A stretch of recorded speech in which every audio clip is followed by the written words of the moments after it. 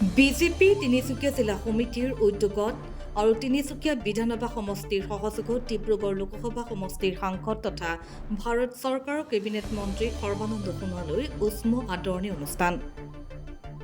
লোকসভা নিৰ্বাচনৰ ফলাফলত বিজয়ী হোৱা 13 নং ডিব্ৰুগড় লোকসভা সমষ্টিৰ সাংসদ তথা ভাৰত চৰকাৰৰ কেবিনেট মন্ত্ৰী সৰ্বানন্দ সোণোৱালক শুকুৰবাৰে ভাৰতীয় জনতা পাৰ্টি তিনিচুকীয়া জিলা সমিতিৰ উদ্যোগত আৰু তিনিচুকীয়া বিধানসভা সমষ্টিৰ সহযোগত তিনিচুকীয়াস্থিত হোটেল এৰমা ৰেচিডেন্সিত উষ্ম আদৰণি অনুষ্ঠান অনুষ্ঠিত কৰি আদৰণি জনোৱা হয়।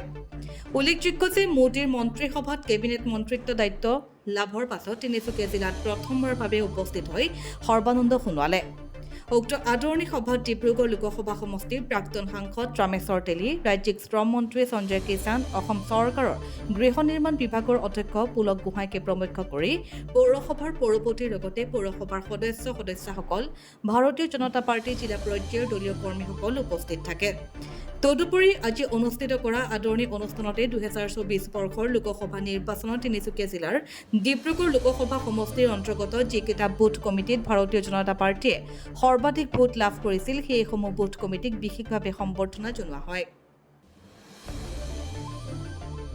বিধানসভা সমষ্টিৰ জনপ্ৰিয় বিধায়ক অসম চৰকাৰৰ মাননীয় মন্ত্ৰী সঞ্জয় কিষাণ ডাঙৰীয়াৰ আজি বিশেষ তৎপৰতাত আৰু তিনিচুকীয়া জিলা ভাৰতীয় জনতা পাৰ্টীৰ সহযোগত আজি যিখন সম্বৰ্ধনা সভা আয়োজন কৰা হৈছিল, এই সম্বৰ্ধনা সভাৰ যোগেদি তিনিচুকীয়া বিধানসভা সমষ্টিৰ ৰাইজে যিখিনি এই অভাজনক মৰম চেনেহ যাচিলে তাৰ বাবে ৰাইজৰ শিৰচৰত মই গভীৰ কৃতজ্ঞতা জ্ঞাপন কৰিছোঁ।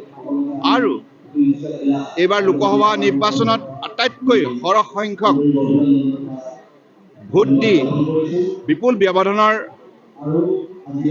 মোৰ এই তিনিচুকীয়া বিধানসভা সমষ্টিত জয়যুক্ত হোৱাৰ ক্ষেত্ৰত যিখিনি দলৰ বুথ কমিটি, মণ্ডল কমিটি, জিলা সমিতি, ৰাজ্যিক সমিতিৰ মাননীয় বিধায়কৰ নেতৃত্বত যিখিনি আৰু পৌৰসভাৰ নিৰ্বাচিত প্ৰতিনিধি, সভাপতি সকলোৰে সহযোগত আৰু প্ৰাক্তন সাংসদ ৰামেশ্বৰ তেলী ডাঙৰীয়াৰ সহযোগত যিখিনি তেখেতসকলে সহযোগিতা বা আন্তৰিকতা দেখুৱালে তাৰ বাবে মই সকলোকে আন্তৰিক কৃতজ্ঞতা জ্ঞাপন কৰিছোঁ। মই আশা ৰাখিছোঁ ভৱিষ্যতৰ দিনত ৰাইজৰ দিহা পৰামৰ্শ লৈ আমি একেলগে মিলি সমষ্টিৰ ৰাইজৰ বাবে আমি আন্তৰিকতাৰে কাম কৰি যাব লাগিব। ডিব্ৰুগড় লোকসভা সমষ্টিৰ ৰাইজৰ বাবে, অসমৰ ৰাইজৰ বাবে, সমগ্ৰ ভাৰতবৰ্ষৰ ৰাইজৰ বাবে আমি কাম কৰি যাব লাগিব। গতিকে সেই কামখিনি সুচাৰুৰূপে যাতে কৰি যাব পাৰোঁ তাৰ কাৰণে মই ৰাইজৰ আশীৰ্বাদ বিচাৰিছোঁ, দিহা পৰামৰ্শ আৰু সহযোগিতা বিচাৰিছোঁ।